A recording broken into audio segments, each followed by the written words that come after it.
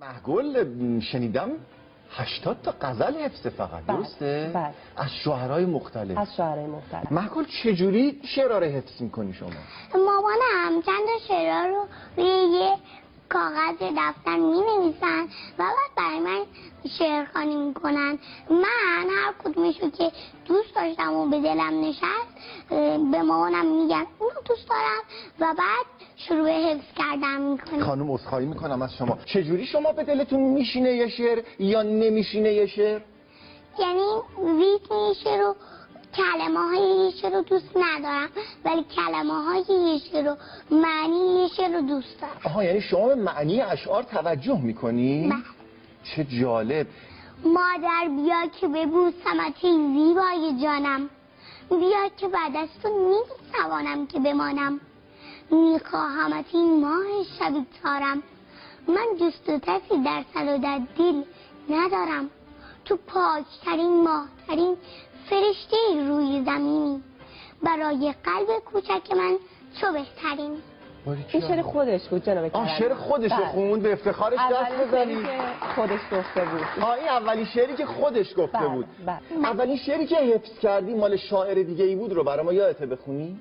از حافظ بود. بفرمایید. ای پادشه خوبان داد از غم تنهایی، دل بی تو به جان آمد وقت است که باز آیی، دائم گل این بستان شاداب نمیماند، دریاب ضعیفان را در وقت توانایی.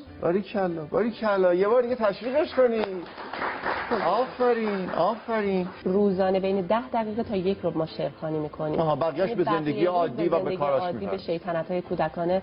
کدام شعر رو خیلی دوست داری؟ گر خرد کامل شود انسان نمی‌بیند زیان، بدترین دشمن چه باشد آدمی را جز زبان، گرگ‌ها درنده‌اند تکلیفشان روشن، ولی وای از آن گرگی که پنهان است در ذات شبان، قبل از آن که دل برنجانی کلامت را به سنج، تیر رفته بر نمیگردد به آغوش کمان، هرچه بر خود میپسندی را بگو با دیگران، فرق دارد نازنینم نوش جان با نیش جان، گر دلی را بشکنی تعریف حالت این شود، همچو مرغی که قفس باشد برایش آسمان، نزد خالق با منیت منم هرگز مکن، ما کجاییم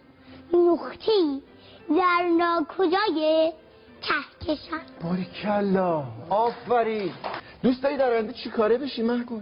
پزشک. اگه بیستی خوبه. میخوای بیستی اینجا، این جلو بیست؟ یا برو اونجا، اونجا اون پایین اون استیج، برو پایینتر اونجا قشنگ که دوربینا بتونن شما رو بگیرن. رو به دوربینا رو میبینی؟ بله. بخون حالا برامون.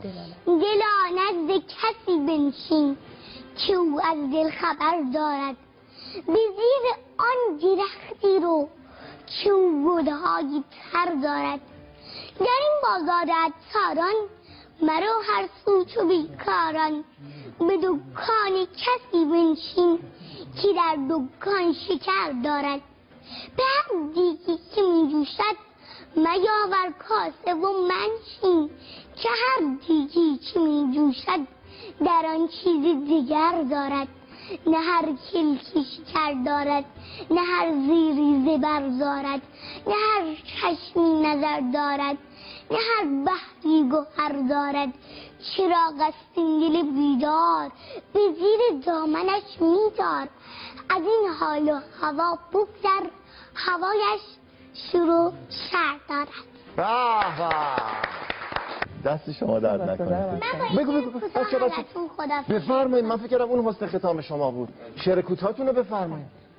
کردم از عقل سؤالی که مگر ایمان چیست، عقل بر گوش دلم گفت که ایمان ادب است، آدمیزاد اگر بی ادب است انسان نیست، فرق ما بین بنی آدم و حیوان ادب است.